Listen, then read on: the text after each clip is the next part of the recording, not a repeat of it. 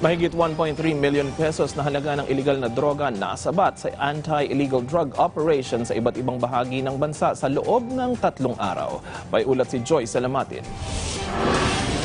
Sa pagpapatuloy ng kampanya kontra iligal na droga, 78 individual ang naaresto sa anti-illegal drug operations ng PNP at PIDEA sa loob ng 3 araw. 18 rito ang arestado sa Cavite, 13 sa Pampanga, 7 sa Laguna, tig-5 sa Bulacan at Cagayan de Oro City at tig-4 sa La Union at Zambales. Tig-3 naman ang kalaboso sa Nueva Ecija, Oriental Mindoro at Agusan del Norte, habang tig-2 naman sa Rizal, Cotabato at Misamis Oriental.